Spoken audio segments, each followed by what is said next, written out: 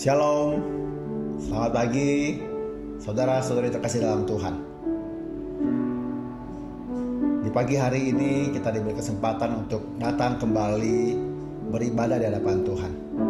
Sungguh sebuah anugerah yang tidak bisa semua orang dapatkan.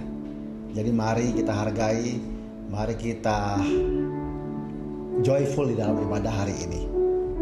Kita siapkan hati dan pikiran kita, apapun kondisi kita saat ini. Mari, datanglah pada Tuhan. Dengarlah Mazmur 46 ayat 11 yang mengatakan, diamlah dan ketahuilah bahwa akulah Allah. Aku ditinggikan di antara bangsa-bangsa, ditinggikan di bumi. Bapak Ibu, saudara-saudari terkasih dalam Tuhan, mari kita berdiri bersama-sama. Ingatlah, diamlah dan ketahuilah bahwa akulah Tuhan. Dialah Tuhan yang kita sembah. Mari kita datang dalam hadiratnya, dalam ibadah yang kita mulai dalam nama Allah Bapa, Allah Putra, Allah Roh Kudus. Amin. Kita naikkan pujian hormat bagi Allah Bapa, Allah Putra, Allah Roh Kudus.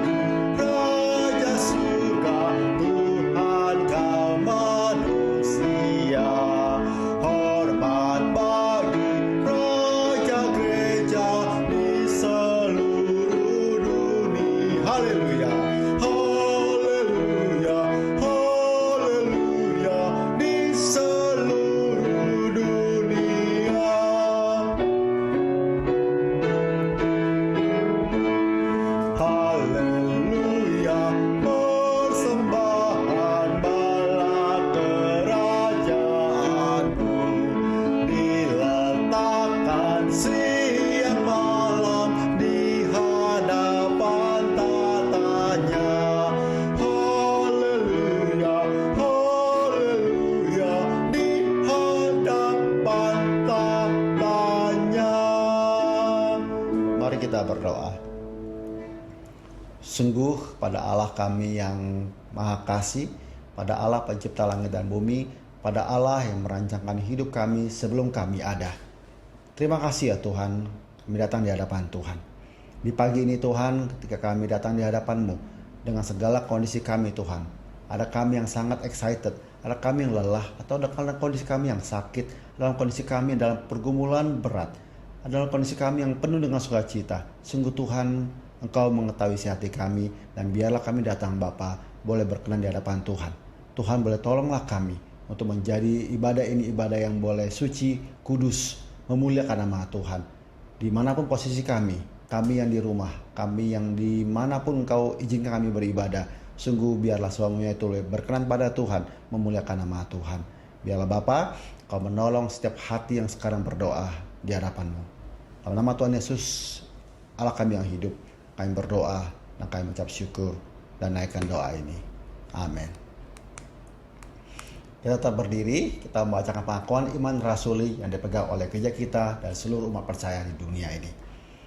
Aku percaya pada Allah, Bapa yang Maha Kuasa, Khalik langit dan bumi, dan kepada Yesus Kristus, Anaknya yang tunggal Tuhan kita, yang dikandung dari Roh Kudus, lahir dari anak darah Maria, yang menderita sengsara di bawah pemerintahan Pontius Pilatus, disalibkan, mati dan dikuburkan, turun dalam kerajaan maut. Pada hari yang ketiga, bangkit pula dari antara orang mati, naik ke sorga, duduk di sebelah kanan Allah, Bapa yang Maha Kuasa. Dan dari sana Ia akan datang untuk menghakimi orang yang hidup dan yang mati. Aku percaya pada Roh Kudus, gereja yang kudus dan am, persekutuan orang kudus, pengampunan dosa, kebangkitan daging dan hidup yang kekal. Amin. Kita memuji Tuhan, hormat diberi, berilah hormat.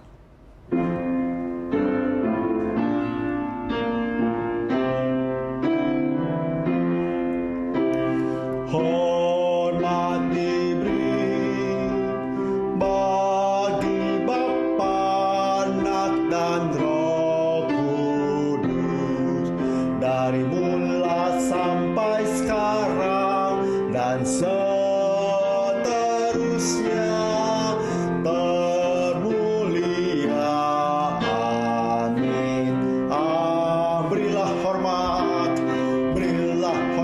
padamu, berilah hormat pada Allah, berilah hormat padamu. Patut pujilah terus, puji Allah pemberi berkat, puji Allah segala bangsa, puji Allah yang tertinggi, puji Bapa, Putra dan Roh. Berilah hormat padamu, berilah hormat padamu, mulia, mulia, mulia, mulia. Berilah hormat padanya, mulia, mulia, mulia, mulia. Berilah hormat padanya, berilah hormat padamu, berilah hormat pada Allah, berilah hormat padamu. Patut pujilah terus, puji Allah yang beri berkat, puji Allah segala bangsa, puji Allah yang tertinggi, puji Bapa, Putra. Berilah hormat padamu, berilah hormat padamu, mulia, mulia, mulia, mulia. Berilah hormat padanya, mulia, mulia, mulia, mulia. Berilah hormat padanya. Yohanes 1 ayat 8 mengatakan, jika kita berkata bahwa kita tidak berdosa, maka kita menipu diri kita sendiri dan kebenaran tidak ada di dalam kita. Jika kita mengaku dosa kita, maka Ia adalah setia dan adil, sehingga Ia akan mengampuni segala dosa kita dan menyucikan kita dari segala kejahatan. Ayat 10, jika kita berkata bahwa kita tidak ada berbuat dosa, maka kita membuat Dia menjadi pendusta dan firman-Nya tidak ada di dalam kita. Mari kita akui setiap dosa pelanggaran kita, karena Tuhan tahu. Satu lembar, satu helai rambut pun Tuhan tahu. Jadi dosa apapun itu, mari kita minta ampun pada Tuhan, karena Tuhan benci terhadap dosa kita. Kita berdoa. Allah Bapa di surga, sungguh Tuhan, ketika kami jauh dari Tuhan, ketika kami tidak melakukan kehendak-Mu, ketika kami lari dari panggilan Tuhan, ampuni kami Tuhan. Setiap hari ketika kami pagi hari melupakan berkat Tuhan, lupa mengucap syukur, kami berterima kasih pada orang yang menolong kami. Kami tidak berterima kasih pada Tuhan. Tuhan ampuni kami. Ketika malam hari kami kembali tidak refleksikan berkat begitu banyak, Tuhan ampuni kami. Ketika kami sering mengeluh atas setiap pergumulan kami, Tuhan ampuni kami. Ketika kami lupa bahwa Allah adalah pencipta, sehingga kami begitu mencandarkan diri pada dunia ini, sungguh Tuhan ampuni kami. Ketika kami tidak bertanggung jawab sebagai orang tua, sebagai anak, sebagai mertua, sebagai menantu, kami tidak bertanggung jawab sebagai seorang pekerja, sebagai warga negara, Tuhan ampuni kami. Kami tidak bertanggung jawab sebagai seorang pelayan Tuhan, Tuhan ampuni kami. Biarlah Bapa, ketika kami mau melanjutkan ibadah ini, Allah boleh berkenan atas diri kami dan kami tidak menjadi murka Tuhan. Dalam nama Tuhan Yesus, Allah kami yang hidup, kami akan doa ini, dan Tuhan tolong kami setiap hari. Amin. Silakan duduk kembali. Kita akan baca Alkitab kita yang diambil dari Amsal 5 ayat 7-13. Berbunyi demikian. Sebab itu, hai anak-anak, dengarkanlah aku, janganlah kamu menyimpang daripada perkataan mulutku. Jauhkanlah jalanmu daripada dia, dan janganlah menghampiri pintu rumahnya, supaya engkau jangan menyerahkan keremajaanmu pada orang lain, dan tahun-tahun umurmu kepada orang kejam. Ayat 10, supaya orang lain jangan mengenyangkan diri dengan kekayaanmu, dan hasil susah payahmu jangan masuk ke rumah orang yang tidak dikenal. Dan pada akhirnya engkau akan mengeluh, kalau daging dan tubuhmu habis binasa. Lalu engkau akan berkata, mengapa aku benci kepada didikan dan hatiku menolak teguran? Mengapa aku tidak mendengarkan suara guru-guruku dan tidak mengarahkan telingaku kepada pengajar-pengajarku? Sebuah reminder yang baik sekali dari Amsal bahwa kita sebagai anak-anak, dengarkanlah, janganlah menyimpang dari perkataan dan firman Tuhan sudah diberitakan pada kita semua. Kita menekan suatu pujian yang sangat baik. Suatu pujian yang mengatakan kasih Allah amat besar. Ya saudara-saudari terkasih, lebih tinggi dari bintang. Ya, namun mencapai dunia. Tuhan mengaruniakan anaknya untuk mati menebus dosa kita. Itu kekuatan kita. Jadi si pencipta lagu mengatakan juga, ya, walau dengan dawat itu artinya tinta, gitu ya. Tinta selaut, gitu ya. Ya, ini yang benar-benar saya selalu merefleksikan. Langit gitu gede jadiin kertas itu ya.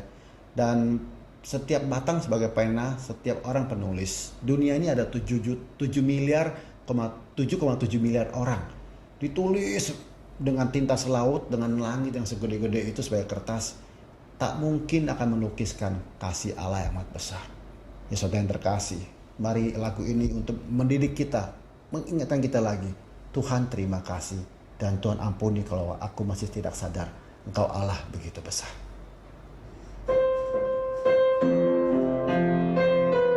Kasih Allah amat besar.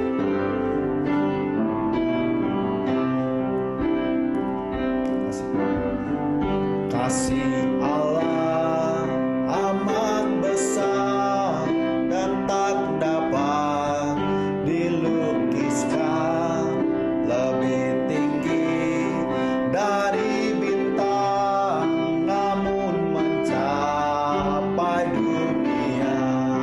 Mengaruniakan anaknya, memberi kemenangan, mendamaikan dan mengampuni orang-orang berdosa. Kasih-Nya tak terduga, betapa kayanya, tetap dinyanyikan malam dan saleh-salehnya.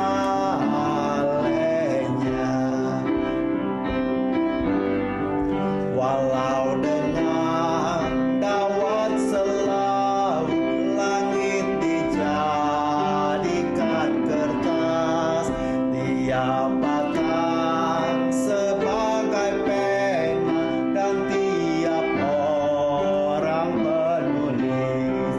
Tak mungkin akan menuliskan kasih Allah yang besar. Langit dari timur ke barat tak akan memuatnya. Kasih-Nya tak terduga, betapa kayanya, tetap dinyanyikan malam dan saleh-salehnya. Terima kasih Tuhan, yang bercacat dikasihani, diampuni, disembuhkan. Sungguh kasih Allah tak terbatas, kita semua dapat menikmati. Yang bercacat dikasihani, diampuni, disembuhkan. Kasih Allah tak terbatas, kau pun dapat menikmati. Walau dunia ini berakhir dan kuasanya lenyap, kasih Allah tetaplah teguh, kekal selama-lamanya.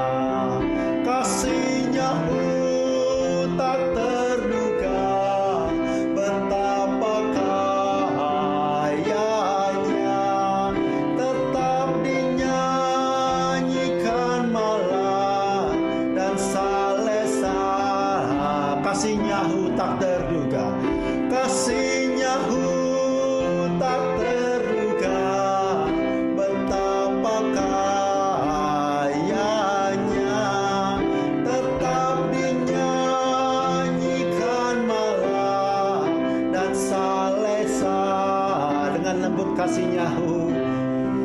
kasihnya tak terduga, betapa kayanya, tetap dinyanyikan malam dan saleh-salehnya. Kita akan masuk dalam doa syafaat. Doa syafaat hari ini kita akan mendoakan untuk, kita mau bersyukur untuk penurunan kasus COVID yang baru, dan dalam 3 minggu ini selalu manageable ya. Ya, terima kasih untuk setiap hikmat dari Tuhan untuk para pemerintah, untuk protokol kesehatan. Kita bersyukur untuk itu. Kedua, kita berdoa untuk anak-anak sekolah yang sudah offline, ada yang seminggu sekali, ada yang beberapa hari seminggu, walaupun ada yang masih online. Ya, kita berdoa kiranya ini tidak menjadi klaster baru, mereka diberi hikmat oleh orang tua, untuk guru, untuk menjaga diri mereka semua anak-anak ini, dan juga untuk anak-anak yang sekarang sudah masuk dalam UAS ya, final exam di semester ini. Kita berdoa juga untuk ketiga, untuk yang cuaca ekstrim ketika masuk musim hujan. Kita berdoa juga untuk hikmat pemerintah, untuk kita hikmat warga negara untuk menjaga kebersihan supaya tidak banjir. Ya, mari kita berdoa. Filipi 4 ayat 6 mengatakan, janganlah hendaknya kamu khawatir tentang apapun juga, tetapi nyatakanlah dalam segala hal keinginanmu pada Allah dalam doa dan dalam permohonan dengan ucapan syukur. Damai sejahtera Allah yang melampaui segala akal, Ia akan memelihara hati dan pikiranmu dalam Kristus Yesus. Kita berdoa. Sungguh Tuhan, kami berterima kasih untuk pimpinan Tuhan, belas kasihan Tuhan, anugerah Allah untuk negara kami, walaupun negara-negara lain juga yang sudah mengalami penurunan kasus setiap harinya. Terima kasih untuk segala policy, peraturan, untuk ketaatan protokol kesehatan. Dan biar kami tidak lengah dan kami boleh terus menjaga diri kami, menjaga setiap lingkungan kami, untuk kami boleh sama-sama melewati penurunan ini dengan baik dan sampai pelan-pelan boleh dihilangkan hari demi hari. Kami berdoa bersyukur untuk setiap kasus yang terus manageable setiap harinya, dan ini bukan menjadi kesombongan kami, terutama mendekati untuk peak season dari Desember Januari. Tuhan yang boleh menolong kami, euforia yang tidak berlebihan, dan kami boleh menjaga diri kami dimanapun kami berada. Kami juga berdoa juga untuk anak-anak sekolah yang sudah mulai offline, ada yang seminggu sekali, ada beberapa kali, ataupun anak-anak yang masih sekolahnya online. Kami berdoa untuk hikmat bijaksana orang tua, untuk guru, untuk biarlah ini anak-anak tidak menjadi klaster baru, mereka boleh menjaga kesehatan dan tidak menimbulkan peningkatan kasus yang lebih tinggi. Untuk mereka yang sedang ujian akhir semester, sungguh Tuhan yang boleh menolong mereka, untuk orang tua, untuk kakak, adik, guru, untuk sama-sama, terutama anak-anak Tuhan yang Kristen atau anak didik kami, mereka boleh melihat ini sebagai panggilan yang dipertanggungjawabkan di hadapan Tuhan. Mereka benar-benar belajar untuk kemuliaan nama Tuhan. Berdoa untuk Jakarta dan daerah sekitarnya Tuhan, ketika masuk daerah musim hujan yang hujan yang kadang datang dengan sangat ekstrim, curah hujan sangat tinggi. Sungguh Tuhan berhikmat bagi para pemerintah daerah, pemerintah pusat, untuk kami semua warga negara, untuk menjaga kebersihan, dan kami bersama-sama menikmati hari-hari kami tanpa banjir yang mengganggu aktivitas kami sehari-hari. Dan walaupun ada juga banjir yang menyebabkan penyakit, menyebabkan orang meninggal dunia, sungguh Tuhan tolong kami, belas kasihan dan anugerah-Mu kami mohon, Allah yang boleh menolong kami. Dalam nama Tuhan Yesus kami berdoa dan berterima kasih. Amin. Amin. Saat ini kita akan mendengarkan firman Tuhan, firman yang menjadi kekuatan kita sehari-hari. Ya, pandanglah pada Yesus. Oh, pandanglah wajahnya mulia. Isi dunia begitu suram oleh sinar kemuliaannya. Jadi kita dengan firman Tuhan, dengan excited, dengan sikap yang baik, takut akan Tuhan, karena Tuhanlah menjadi sumber kehidupan kita. Lelah dan kau jiwamu, segenap semua gelap gulitaka. Terang Allahmu pandanglah pada Yesus. Lelah dan kacau jiwamu, semua gelap gulitaka. Bahagia dan bebas bagimu, terang Allahmu pandanglah.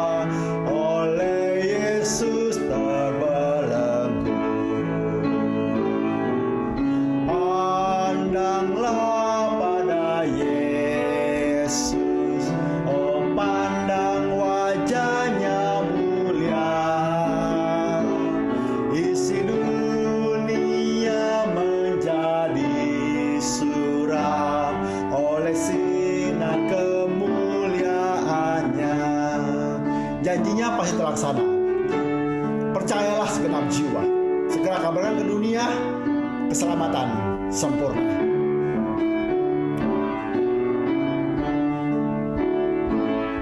Janjinya pasti terlaksana, percayalah senap jiwa. Segera kabarkan ke dunia keselamatan sempurna. Pandanglah pada Yesus, oh pandang wajahnya mulia.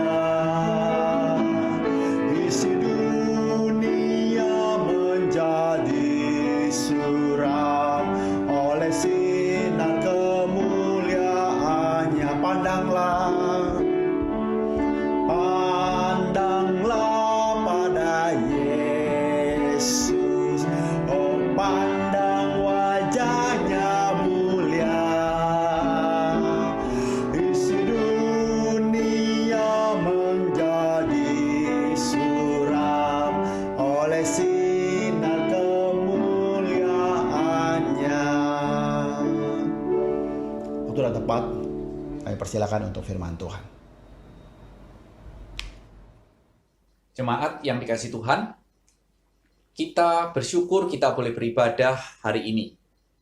Dan hari ini, kita akan bersama-sama merenungkan sebuah tema, Who is Christ for you? Siapakah Kristus menurut kita semua? Dan tema ini saya kaitkan dengan Hari Reformasi, di mana semangat reformasi yang terus memperbaharui kehidupan umat Tuhan, anak-anak Tuhan dengan firman Tuhan, itulah yang akan menjadi penekanan bagi kita ketika kita merenungkan Who is Christ for me. Dan kita melihat bahwa di dalam reformasi ada 5 sola yang muncul dari reformasi itu. Sola Gratia, Sola Fide, Sola Scriptura, Sola Christus, dan Soli Deo Gloria. Sehingga sola Kristos inilah yang akan menjadi fokus kita.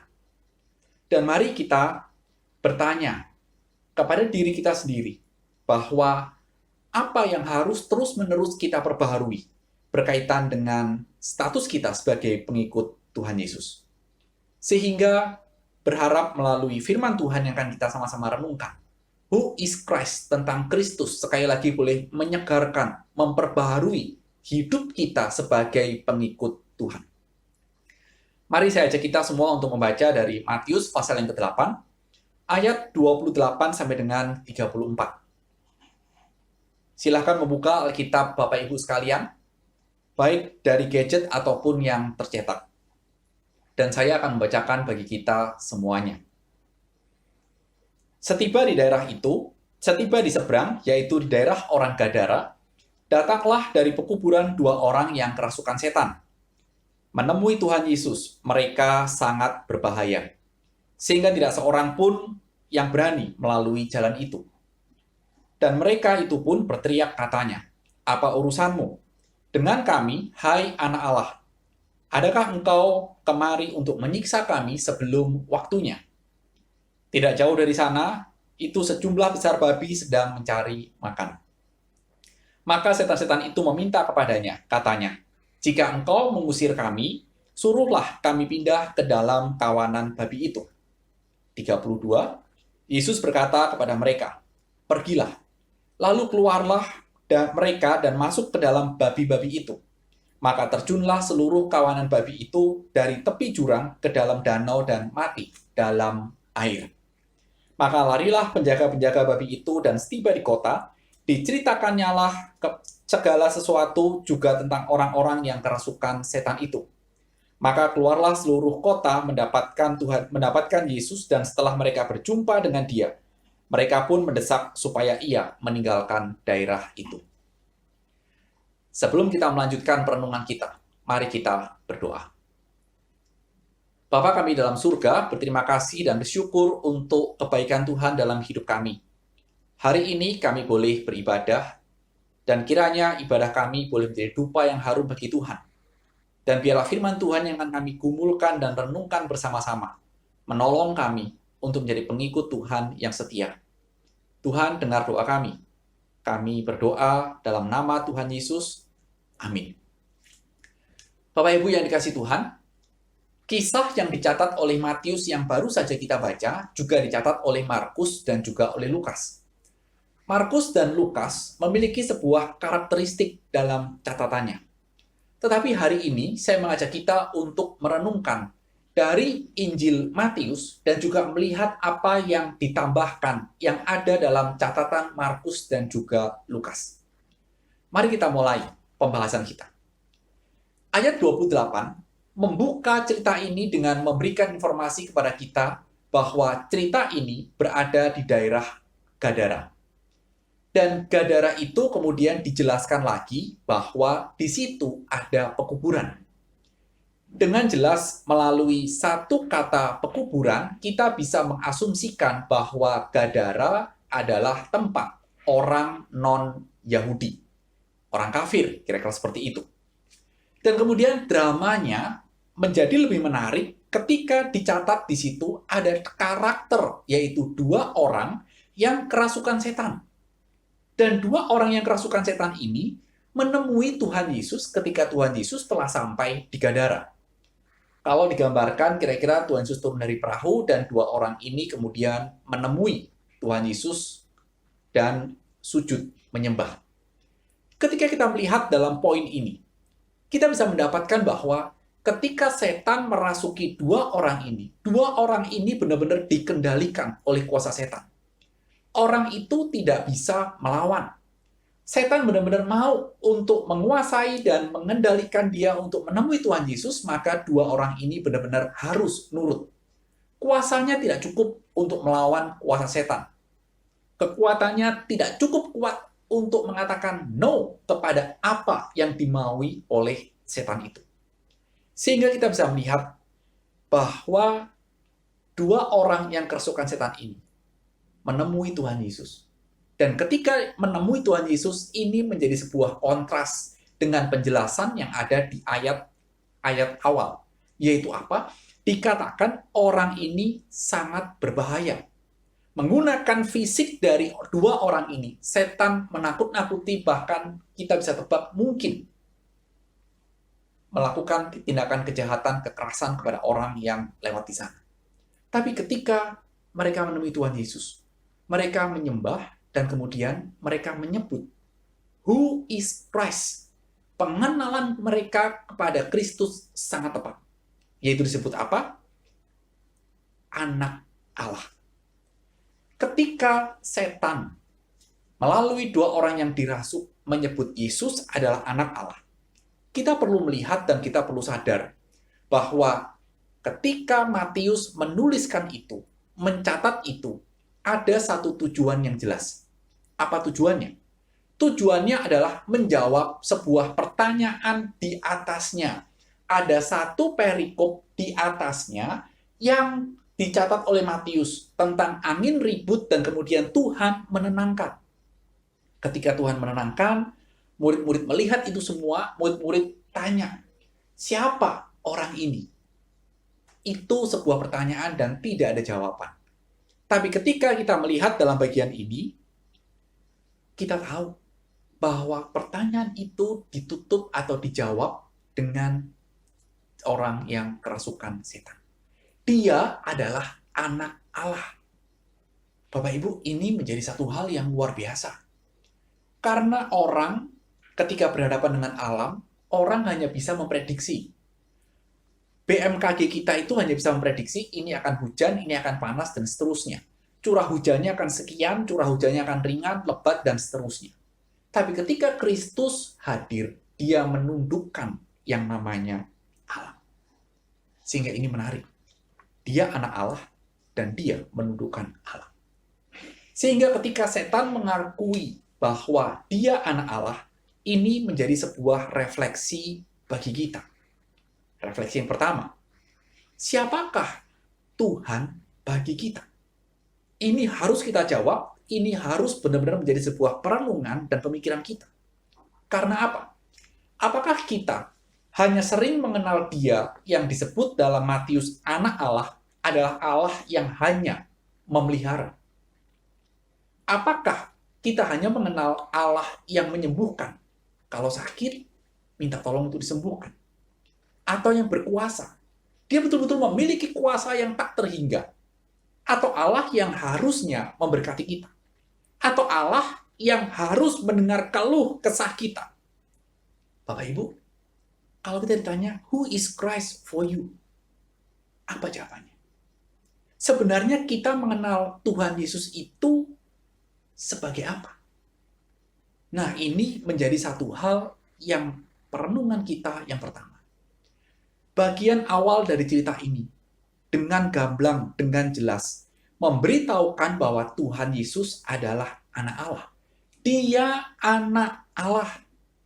Sehingga ketika dia anak Allah, mari kita melanjutkan dengan dua pertanyaan berikutnya. Yang nanti akan kita rangkum, akan kita jawab dari seluruh rangkaian bagian ini. Kalau dia anak Allah, apa yang dilakukan oleh Tuhan Yesus? Dan apa yang diinginkan oleh Tuhan untuk kita, untuk Bapak, Ibu, dan saya lakukan dalam kehidupan ini? Dua pertanyaan ini akan kita jawab sampai akhirnya. Sehingga mari kita membahas ayat 29. Di dalam ayat 29, ketika mereka bertemu dengan Tuhan Yesus, kemudian berteriak, apa urusanmu dengan kami? Hai anak Allah, itu status yang sangat jelas. Kalimat itu dilanjutkan, adakah engkau kemari untuk menyiksa kami sebelum waktunya? Ayat 29 ini menjadi satu hal yang menarik. Yang berteriak dan mengatakan semuanya itu adalah setan yang merasuki. Mereka menggunakan fungsi dalam diri orang itu untuk berbicara kepada Tuhan Yesus. Menyampaikan pikirannya, dan secara khusus, ketika dia mengatakan anak Allah, dia betul-betul mengakui bahwa Yesus adalah Allah. Pengenalan dari setan itu kemudian ditambah dengan satu pemahaman lebih lanjut, yaitu bahwa dia akan menyiksa mereka. Perhatikan kalimatnya. Adakah engkau kemari untuk menyiksa kami? Plus, ada keterangannya, sebelum waktunya. Sehingga seakan-akan dalam pertemuan itu, setan mengingatkan kepada Tuhan Yesus, betul engkau akan menyiksa kami, tetapi saat ini belum waktunya. Belum saatnya. Menarik bukan? Setan seakan-akan mengatakan bahwa ini sedang berjalan. Ini menjadi satu hal yang masih proses. Aku mau melakukan apa yang mau aku lakukan. Setan tahu ujung dari peperangannya dia, perlawanan dia kepada Tuhan akan mengakibatkan, menghasilkan dia disiksa. Tapi dia tidak menyerah. Dia betul-betul mengatakan, aku mau mengerjakan apa yang akan aku lakukan. Ini menjadi satu hal yang, kalau bahasa saya adalah, kekalahan setan itu tinggal tunggu waktu. Udah, tapi dia menyerah. Tidak.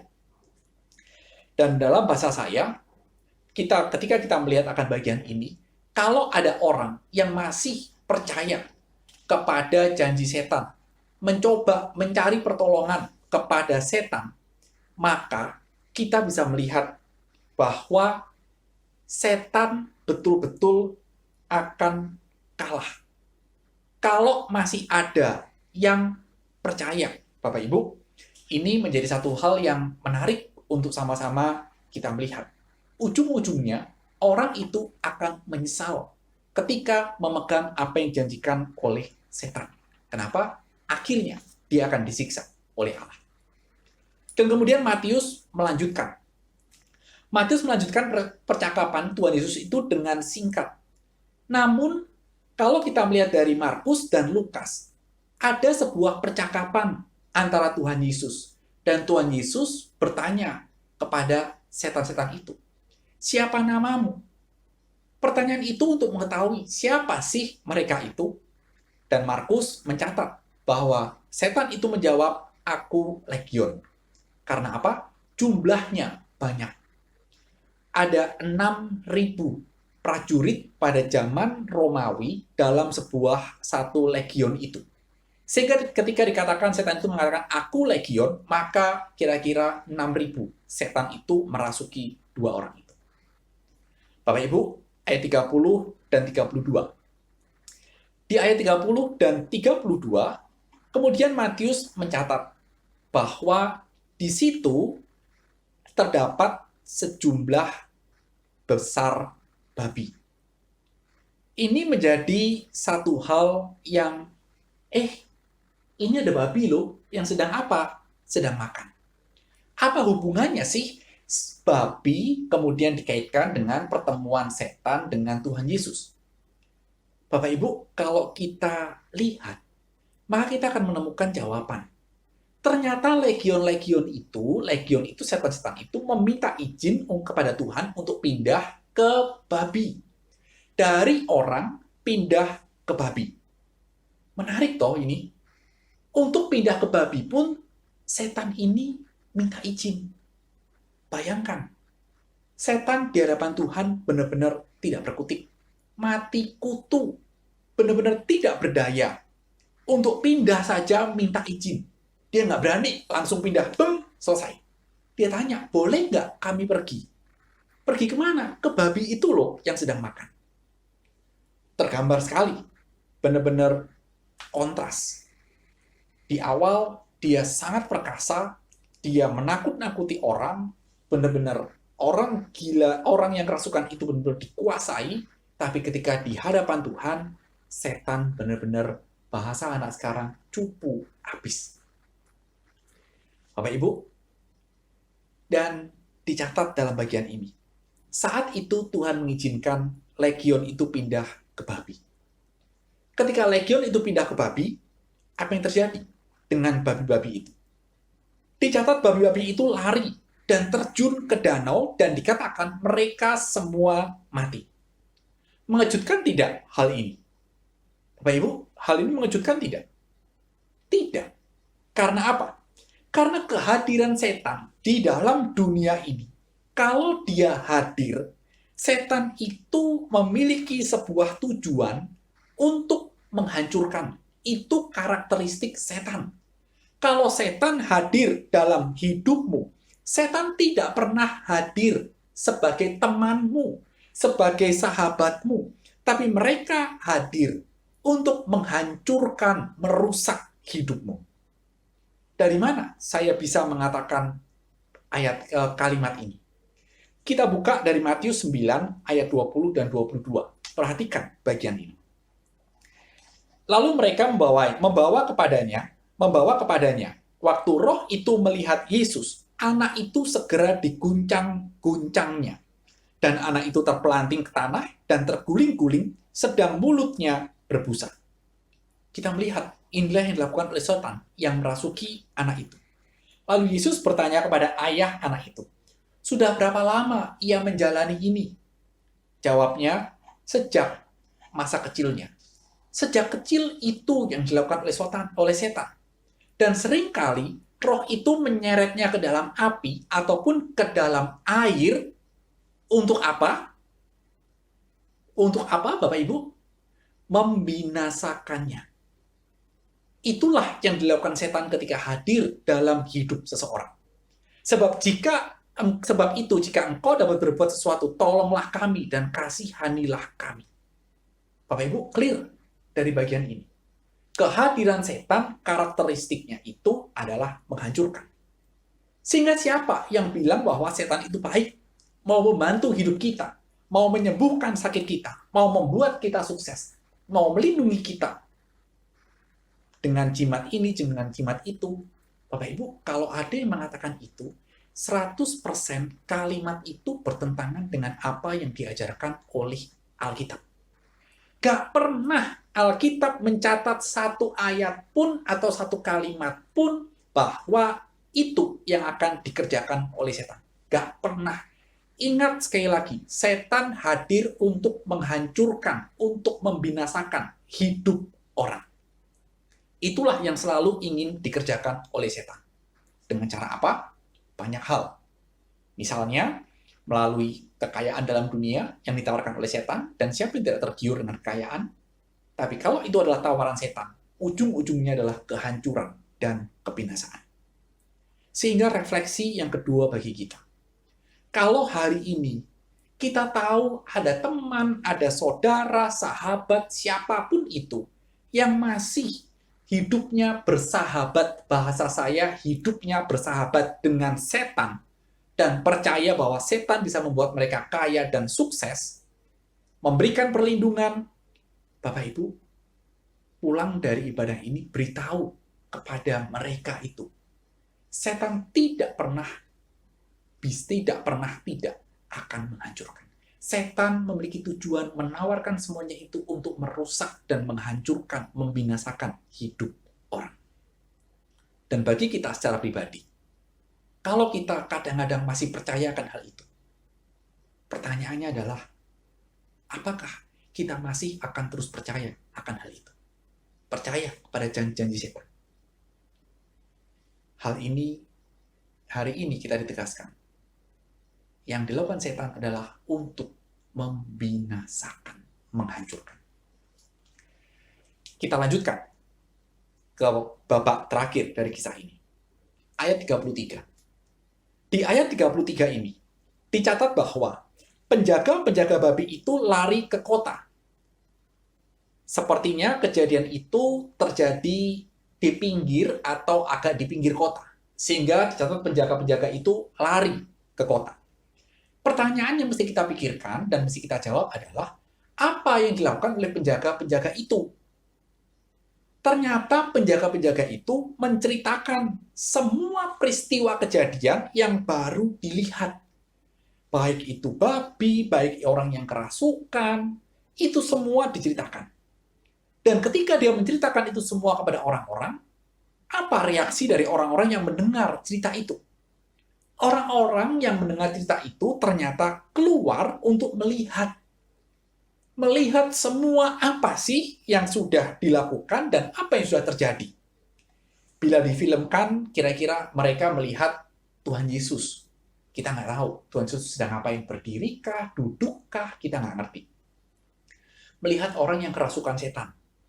Markus mencatat hal ini, dicatat orang itu sudah duduk berpakaian waras. Itu catatan Markus. Ya.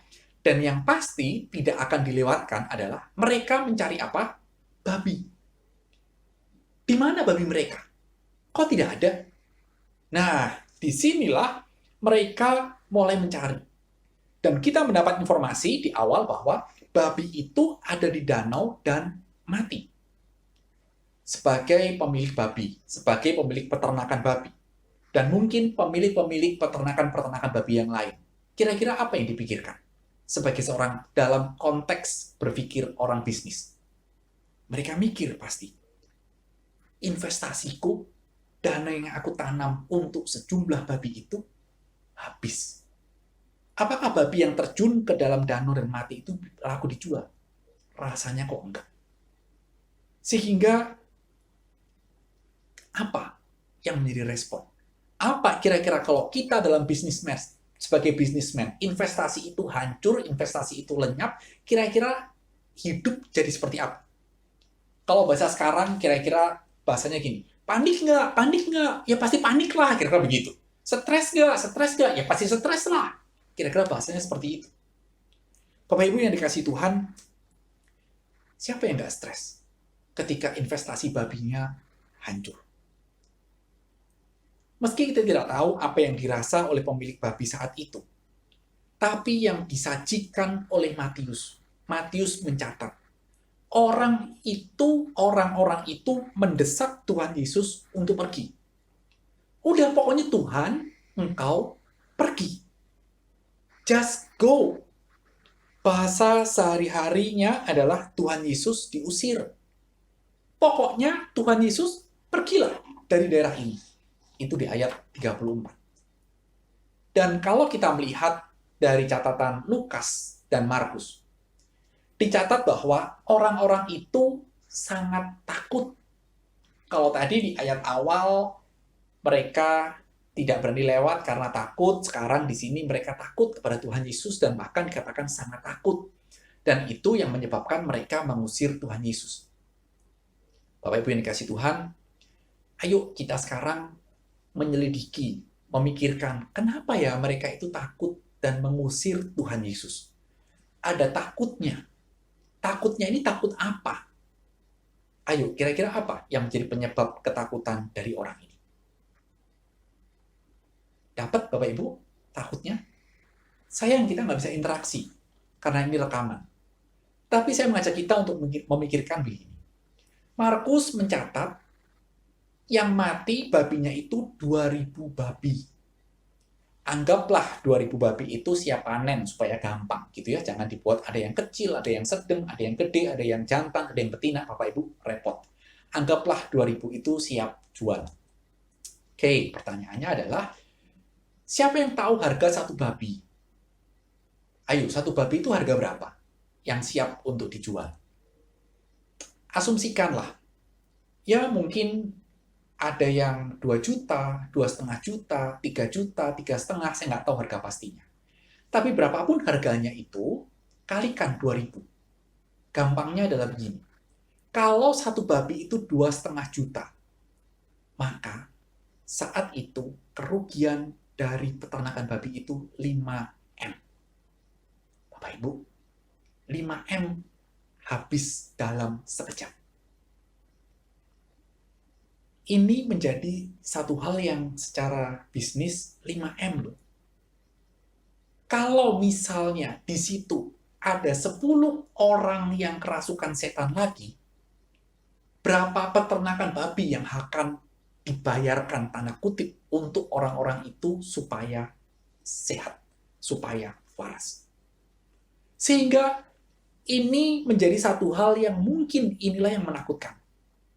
Dan perjumpaan mereka dengan Tuhan Yesus dalam situasi seperti ini membawa orang-orang itu akhirnya mengenal Tuhan Yesus secara salah. Di mana salahnya? Tuhan Yesus dikenal sebagai perusak perekonomian di daerah Gadara. Siapa yang nggak rontok perekonomiannya? Kalau untuk 2 orang, 5M mesti dibayar. Siapa yang mau mendaftarkan?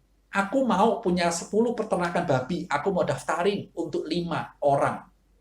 Bapak Ibu, rasanya nggak ada orang yang mau. Sehingga ketakutan mereka dalam perjumpaan dengan Tuhan membawa sebuah pengenalan kepada Tuhan, pengenalan yang salah. Yaitu siapa? Tuhan sebagai perusak roda perekonomian di Gadara. Dan bagi mereka, ekonomi lebih penting. Bagi mereka, ekonomi itu nomor 1. Tetapi tidak dengan Tuhan Yesus. Bagi Tuhan Yesus, kesembuhan, warasnya orang yang kerasukan setan itu jauh lebih berharga dan jauh lebih penting dari apapun. Termasuk hitung-hitungan kita hari ini adalah 5M. Bapak Ibu yang dikasih Tuhan, inilah perjumpaan orang-orang itu dengan Tuhan yang membawa pengenalan yang keliru. Dan pengenalan yang keliru ini akhirnya dikontraskan di dalam Lukas pasal yang ke-8. Ketika Lukas mencatat bagian ini, benar-benar ada satu hal yang kontras, di mana dikatakan perjumpaan orang yang disembuhkan oleh Tuhan Yesus itu membawa dia kepada sebuah pengenalan yang benar akan Kristus. Perhatikan Lukas pasal yang ke-8. Apa yang menjadi respon dari orang itu? Lukas 8:38. Dan orang yang telah ditinggalkan setan-setan itu meminta supaya ia diperkenan menyertainya. Orang itu minta, Tuhan, aku ikut engkau ya. Aku mau ikut kemanapun Tuhan pergi. Tapi apa yang dilakukan oleh Tuhan Yesus? Mengizinkan? Tidak. Tuhan Yesus tidak mengabulkan permintaannya. Tuhan Yesus menyuruh orang itu pergi. Katanya, pulanglah ke rumahmu dan ceritakanlah segala sesuatu yang telah diperbarui Allah atasmu. Orang itu pun pergi mengelilingi seluruh kota dan memberitahukan segala apa yang telah diperbuat Yesus atas dirinya. Ini catatan Lukas. Dia memohon untuk ikut Tuhan. Ibaratnya, Tuhan, aku mau mengabdi seumur hidupku untuk Tuhan.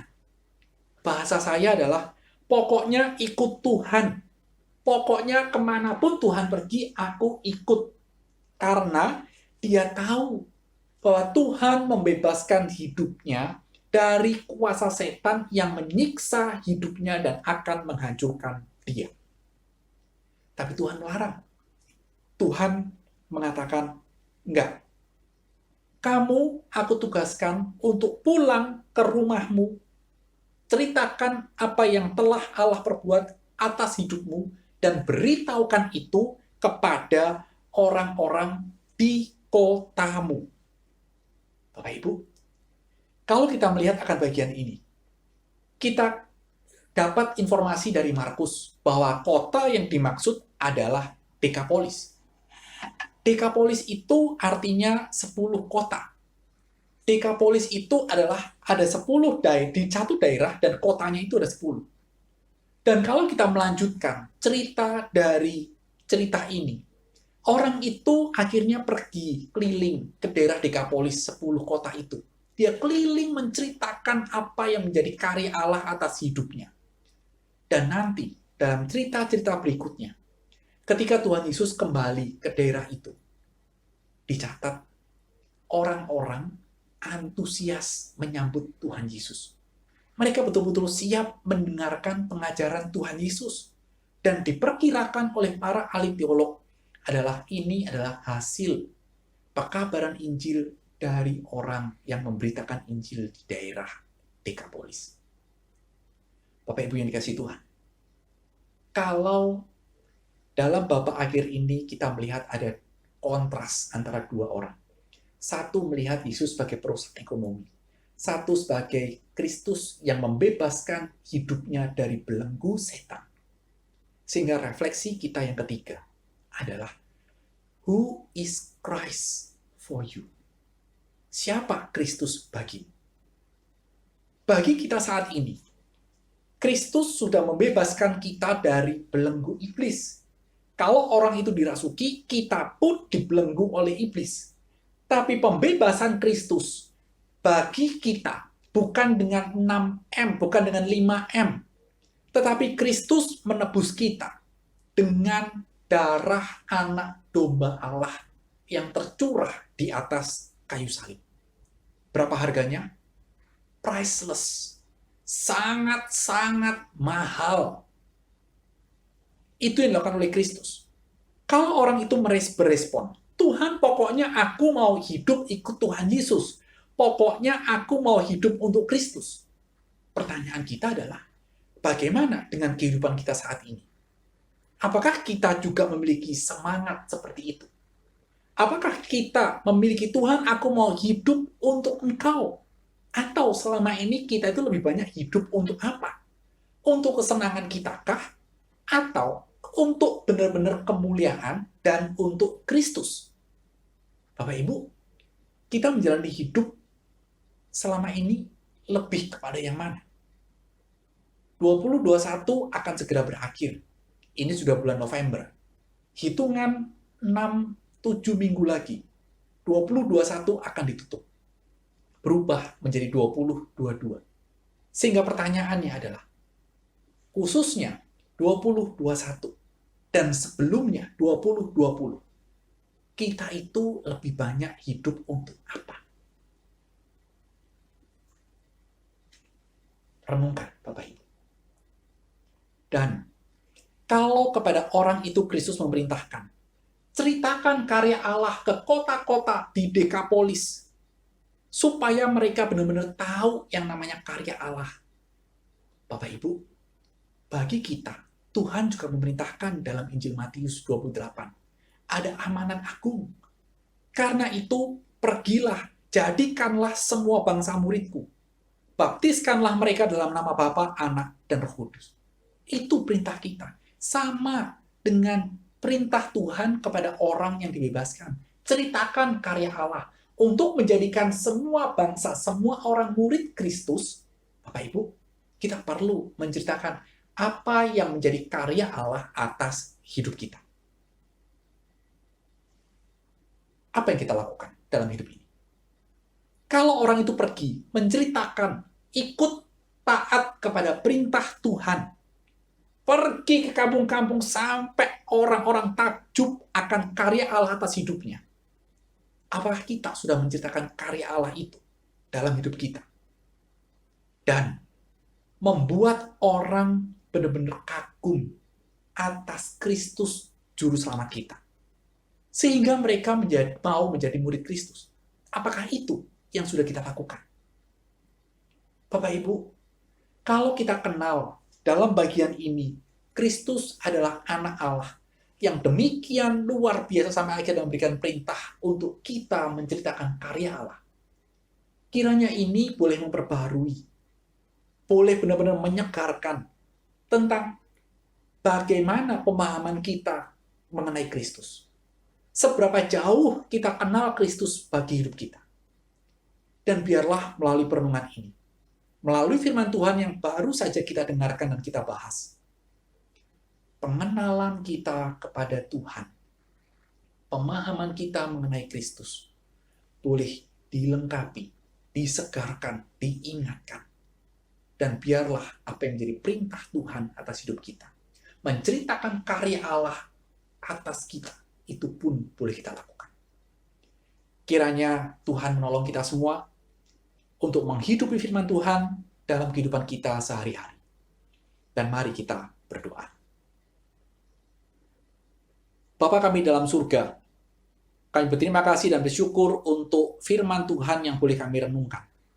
Biarlah firman Tuhan ini boleh sekali lagi menolong kami untuk kami boleh memiliki pemahaman yang benar tentang Kristus. Dan biarlah ketika kami memiliki pemahaman yang benar, kami pun boleh menghidupi pemahaman itu. Dan biarlah ketika Tuhan memerintahkan kami untuk menceritakan karya Allah atas hidup kami kepada orang-orang yang belum mengenal Engkau, biarlah itu pun juga boleh kami lakukan. Terima kasih Tuhan untuk firman-Mu dan terima kasih untuk ibadah hari ini. Berkati jemaat Tuhan dan kami menyerahkan kehidupan kami ke dalam tangan pengasihan-Mu. Di dalam nama Tuhan Yesus kami berdoa. Amin. Terima kasih untuk firman Tuhan sudah diberitakan. Kiranya itu boleh menguatkan kita di hari Minggu yang indah ini. Tidak berlalu begitu saja. Itu bukan siaran radio, tapi firman yang dari Tuhan. Firman yang hidup, yang tidak akan kembali dengan sia-sia. Saat ini mari kita meresponi dengan memberikan ucapan syukur kita. Kita memberikan persembahan kepada Tuhan. Dan ingat kembali, sungguh betapa baiknya Engkau Tuhan. Hosana, kupuji Tuhan. Di rumah ini, di kamarku, di mana pun ku mau memuji Tuhan. Hosana.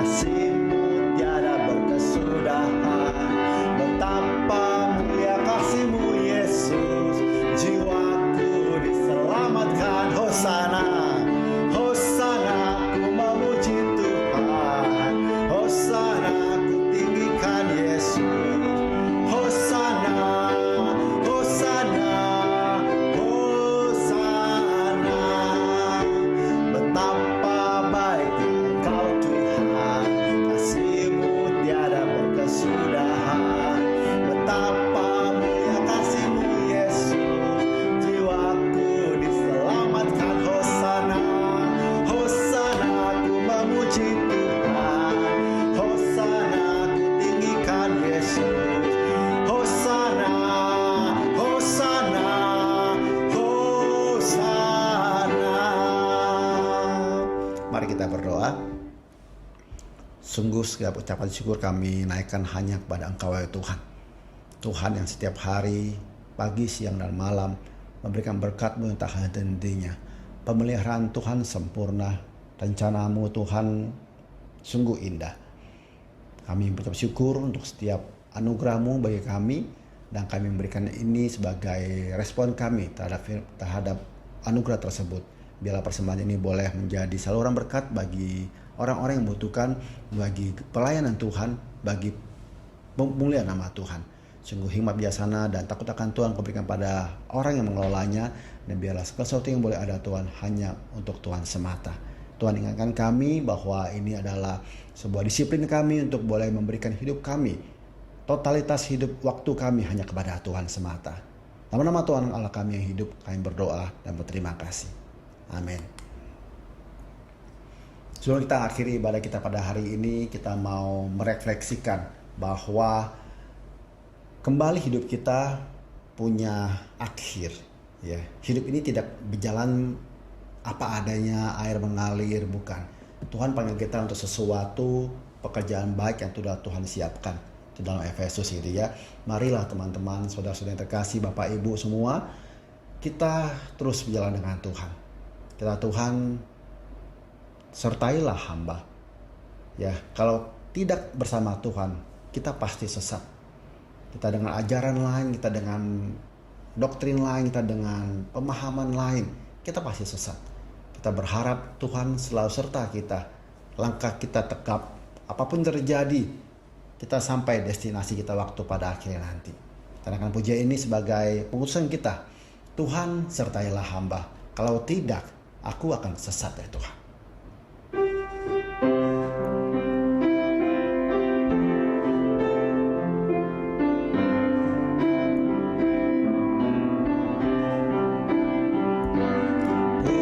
Sertailah hamba, kalau tidak ku sesat. Ku harap Kau selalu serta, baru langkahku tetap. Maka jiwaku teduh pada jalan dan lebu.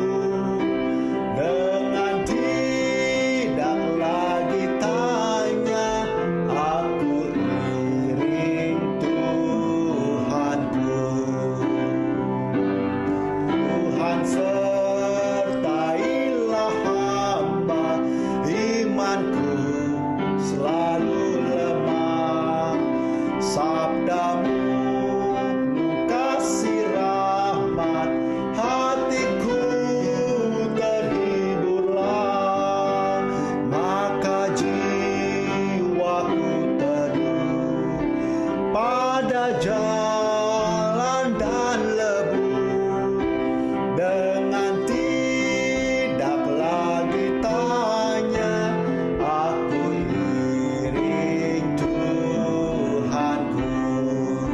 Tuhan sertailah hamba, sepanjang hidup Tuhan jagalah, sampai ajal aku tiba, Tuhan hantar aku ke surga. Sertailah hamba, sepanjang hidup Kau jaga. Bila ajal aku tiba, Tuhan hantar ke surga. Maka jiwaku teduh pada jalan dan lebu.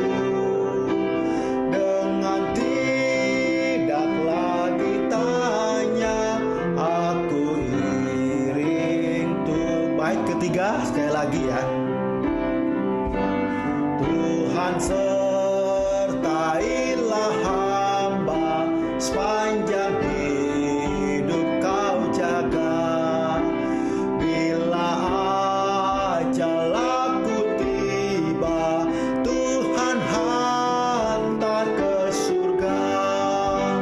Maka jiwaku teduh pada jalan dan lebu, dengan tidak lagi tanya, aku iring Tuhanku.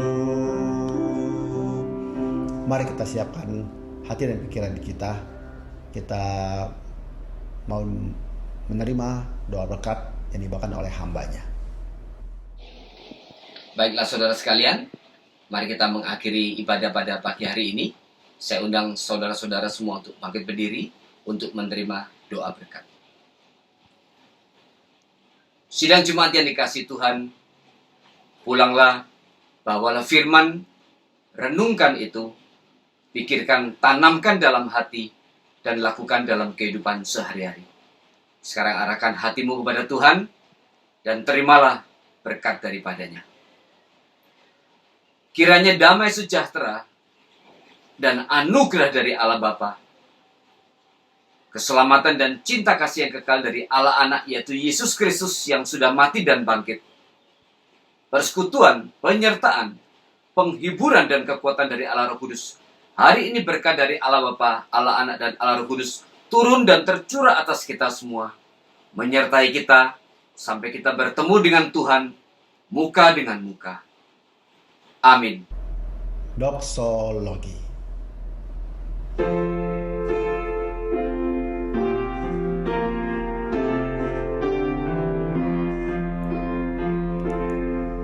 Puji Allah Bapa Putra, puji Allah Roh Kudus, ketiganya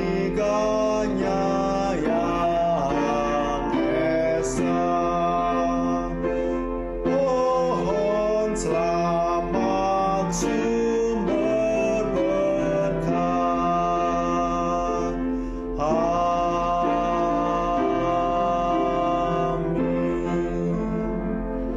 Amin. Ibadah selesai. Tuhan memberkati kita semua. Mari kita ambil waktu teduh dan biarlah segala kemuliaan hanya bagi Tuhan Maha Tinggi. Sampai ketemu lagi minggu depan di ibadah yang sama. Amin.